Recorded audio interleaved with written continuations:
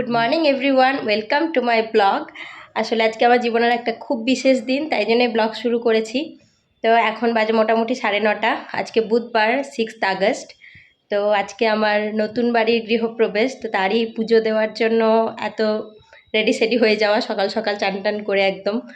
তো ব্লগটা দেখতে থাকো, আশা করি তোমাদের খুব ভালো লাগবে। এই যে আমি আজকে এই শাড়িটা পরেছি। আসলে এই শাড়িটা আমি পুরী থেকে নিয়ে এসেছিলাম লাস্ট অক্টোবরে যখন গেছিলাম তখন। তো আজকের বিশেষ দিনটাতে পরবো করেই রেখে দিয়েছিলাম। আরেকদিন পরেছিলাম, আমার যেদিন মানে ভিত পুজো হয় বাড়ির সেদিন পরেছিলাম। তো চলো, আমার ছেলে ডাকাডাকি করছে। কেমন সেজে কিসে দাও একটা আমাকে।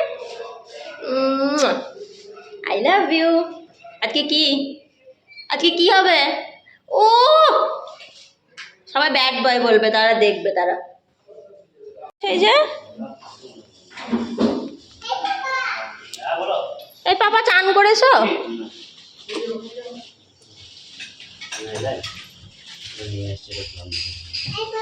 বলো। তো যেমনটা তোমরা দেখলে, আমরা আসার পরে দেখি গ্যাস ওভেন এখনও লাগানো হয়নি। তো লাগাচ্ছিল আমার হাজব্যান্ড আর যিনি ছিলেন আমাদের রান্নার ঠাকুর, তিনি দুজন মিলে। আর ঠাকুর মশাই তখনও এসে পৌঁছাননি। তো যাই হোক, ওনারা আসার আগেই আমরা যেসব কাজ আছে সেগুলো শুরু করে দিই। প্রথমে দুধ উতলানোর যে নিয়মটা আছে সেটা শুরু করে দিই। আর রূপুর পাপা চলে যায় স্নান করতে। আর এরই মাঝে আমার ছেলে একটা ব্লান্ডার করে দেয়, দেখতেই পেলে একদম জল টল ফেলে একাকার করে দিয়েছে। কাজের কাকিমা ওখানে মুছছিল। তো যাই হোক, সেগুলো সব তো হবেই, একটু একটু বাচ্চা থাকলে সব বাড়িতেই হয়। তো ওখানে আমি দুধটাকে ধরিয়ে দিয়েছি উতলানোর জন্য। আর এখানে মা লুচির ভোগের যে লুচি লাগবে তার জন্য আটা মেখে সব রেডি করে রেখে দিয়েছে। আর এখানে আমাদের যিনি রান্না করবেন সেই কাকু সব কাটাকাটিগুলো করে রাখছিলেন। আর এখানে আমি ওয়েট করছিলাম যে কখন দুধটা উতলাবে, কারণ এটাই হচ্ছে প্রথম নিয়ম। তো দেখতে দেখতে দুধ উতলেও গেছে। তো সবাই আশীর্বাদ করো যেন আমার বাড়িরও সুখ সমৃদ্ধি এভাবেই উতলে উতলে ওঠে। আর দুধ উতলানো হয়ে গেলেই দেখি ঠাকুরমশাইও চলে এসছেন। তো উনি যেসব ঠাকুরের ব্যবস্থা করার সেগুলো সব করতে শুরু করে দেন। আর আমি গিয়ে আমার প্রভু জগন্নাথ, বলরাম আর সুভদ্রা মায়ের ড্রেসগুলো পরানো শুরু করে দিই। আমার হাজব্যান্ড যাওয়ার আগে বারবার আমাকে বলে দিয়ে গেছিলেন যে তুমি যেন পরাবে, কারণ আমি ঠিক করে রেখেছিলাম কোন ড্রেসটা কাকে পরাবো। তো সেই জন্য আমারই দায়িত্ব ছিল এটা। তো যাই হোক, এখানে আমি শুরু করে দিয়েছি ওনাদের ড্রেস চেঞ্জ। এই দিনটার এতদিন ধরে অপেক্ষা করেছি যে বলার নেই।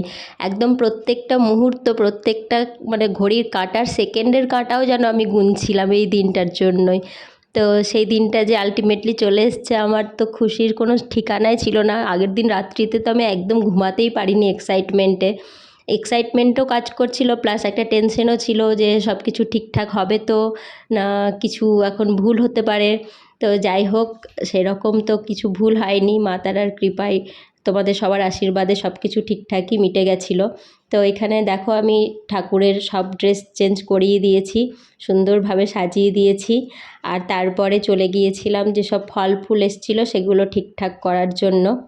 আর কেমন লাগছে একবার দেখে নাও। এটা তো কাটতে হবে, সে ঢাকা এখানে। হ্যাঁ, ওই তো সাজানো হয়ে গিয়েছে, ঠাকুরমশাই সাজিয়ে দিয়েছেন তো। ঠাকুরমশাই সাজানো, সিঙ্গেল প্রদীপ আনিনি তো। তাই বললাম গুরু, আমি তো ওই প্রদীপটার কথা ভাবছিলাম। এই যে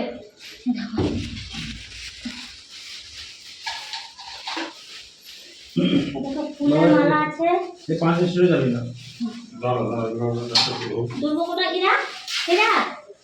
আমাকে দাও না, আমি করে দিচ্ছি। মালাগুলোর মধ্যে একটু কেটে কেটে দিতে হতো না, বড় বড় মালা তো। ওকে আমাকে দাও দেখি, মালাটা পড়ে না এখন, সাজাতে সাজাতে তো ফোন লাগে।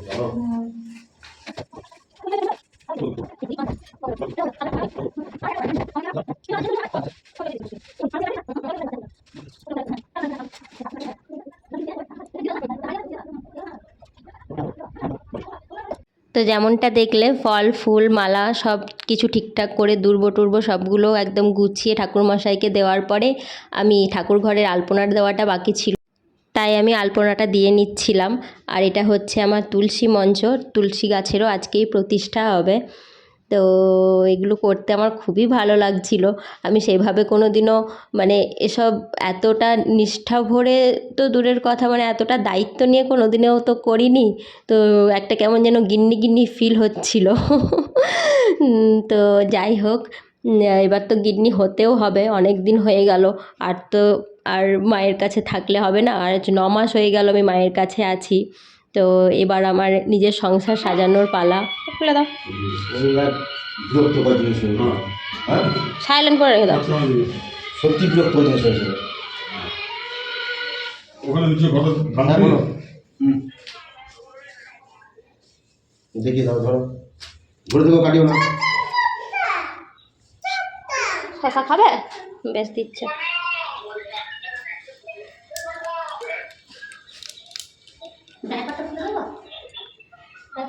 ডাইপার খুলে দিলে হিসু করে দেবে না? 11টা 16 200 টাকা। তো এখানে দেখতেই পাচ্ছ আমার একদিকে রূপুকে সামলাতে হচ্ছিল, মাকে, আর এদিকে ঠাকুরের ব্যবস্থাগুলো একটু আমিই করছিলাম। ঠাকুর মশাইরা নিজেরাও অনেকটা ব্যবস্থা করে নিয়েছিলেন। বাপি ফল কেটে দিচ্ছিল আর ঠাকুর মশাইরা এখানে মালা পরিয়ে দিচ্ছিলেন।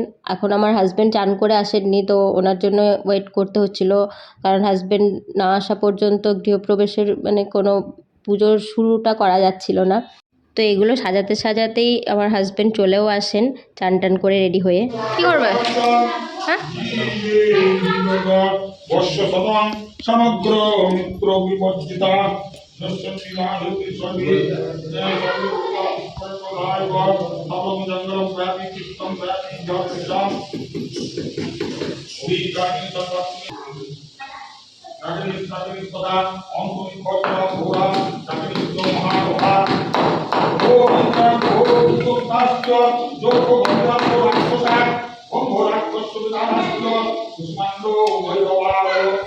দারুণ লাগছে দেখতে না?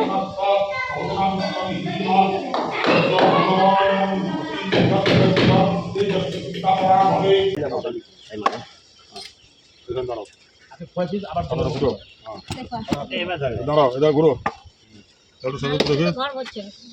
ওম চিরকামন্দং সুমঙ্গলাং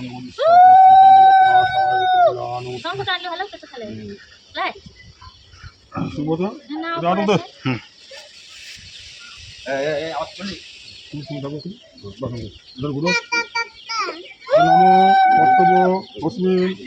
এটাই ছিল গৃহপ্রবেশের প্রথম নিয়ম, আর এটা করতে আমার কী যে ভালো লেগেছিল।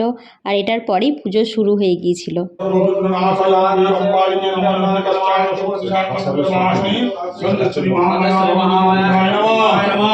পুরোটা ভিডিওটা করা হয়নি ভিতরে প্রবেশের, কারণ বাইরে সবাইকেই বের করে দিয়েছিল আর আমাদেরকে একদম নতুন করে মানে বাইরে থেকে আবার প্রবেশ করিয়েছিল। তো ভিতরে কেউ ছিল না, সেই জন্য সেভাবে ভিডিওটা করা হয়নি। তো এখানে দেখো এগুলো হচ্ছিল, আর আমাকে ঠাকুরমশাই বলেছিলেন যে এই কাখে আমার কলসি আর কুলোটা ছিল, সেটা যেন আমি মানে অষ্টমঙ্গলা যেমন হয় বিয়ের পরে সেরকম যেন বলেছে 8 দিন রেখে দিতে। তো সত্যিই মনে হচ্ছিল কেমন যেন নতুন বউ একটা ফিল হচ্ছিল। মনে হচ্ছিল যেন বিয়ে করেই প্রথমে একদম বর বাচ্চা সমেত বাড়ি ঢুকছি প্রথমবার।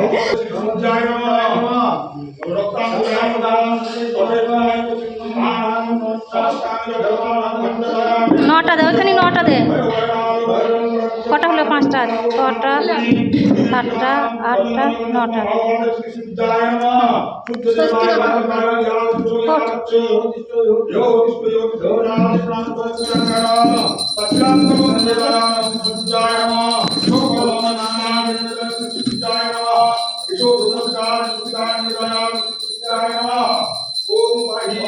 পুতুলা পুতুল পুতুলা এরকম রাখো, ঘরে যেটা আঁকা আছে।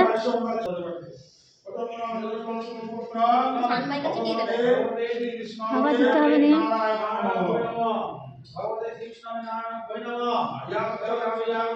তাহলে 3টে ঠোপা দিয়ে দে। তো ওখানে দেখলে আমি দরজায় দরজায় সব সিঁদুরগুলো দিয়ে দিচ্ছি, আর সানমাইকা দিয়ে দেবে এরপরে, এখনও ফিনিশিং যেহেতু হয়নি তো সেটাই বলছিলাম। আর এখানে হোমের জন্য আমার হাজব্যান্ড কার্ডগুলো সব কেটে রাখছিলেন। তো সকাল থেকে উপোস করেছিলাম, শরীরটা একটু খারাপ খারাপ করছিল, তো তাই জন্য একটু ডাবের জল খেয়ে নিচ্ছিলাম। এমনিতেই প্রেশার লো, তারপরে আবার না খেয়ে আছি। আর এখানে রূপুকে ওর ডার্লিং একটু ডাবের জল খাইয়ে দিচ্ছিল, আর এদিকে ড্যাডা পায়েস খাওয়াচ্ছিল। আমার লাড্ডুটা একদম মস্তিতেই ছিল। দাও খানিক শান্তি জল দাও, হ্যাঁ ভালো করে দিয়ে দাও, একদম যেন শান্ত হয়ে যায় ছেলেতে। মারা না, চলো বাইরে, তুমি বাইরে এসো, বাইরে এসো। ও পাপাকে ডাকো, ওদিকে যেও না, খালি পায়ে যেও না। তো এখানে পুজো হোম হয়ে যাওয়ার পর আমাদেরকে আহুতি দেওয়ার জন্য বলেন ঠাকুরমশাইরা, তো আমরা সেটাই এখানে দেওয়ার জন্য বসেছি।